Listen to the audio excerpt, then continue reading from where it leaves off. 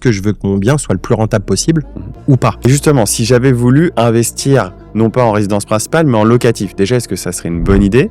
Et si oui, est-ce qu'il aurait fallu que j'investisse en meublé ou est-ce qu'il aurait fallu que j'investisse en nu? C'est une super décision d'investisseur parce que tu vas te concentrer ici sur la fiscalité liée à ton investissement. En fait, se poser la question de nu ou meublé, c'est dire est-ce que je veux que mon bien soit le plus rentable possible ou pas?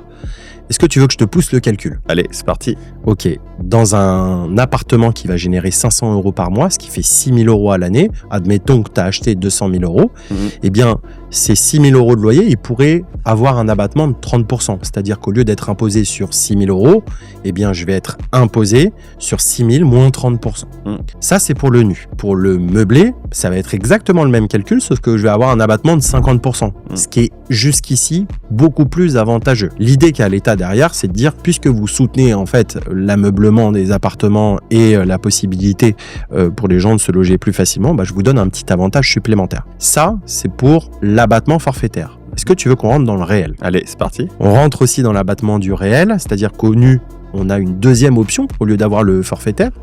On va déduire toutes les charges, les intérêts du crédit, l'assurance, la gestion locative pour l'agence qu'on paye au quotidien. Et puis, dans le meublé, ça va être la même chose, sauf qu'on a un petit avantage supplémentaire qui s'appelle l'amortissement comptable. Cet amortissement-là, c'est ni plus ni moins que le prix du bien qu'on va diviser grosso modo sur 25 ans et qui va nous rajouter une charge fictive, mais qui va neutraliser les loyers. Et donc, si je dois te répondre simplement, choisis le meublé avec l'amortissement comptable, c'est-à-dire le régime réel.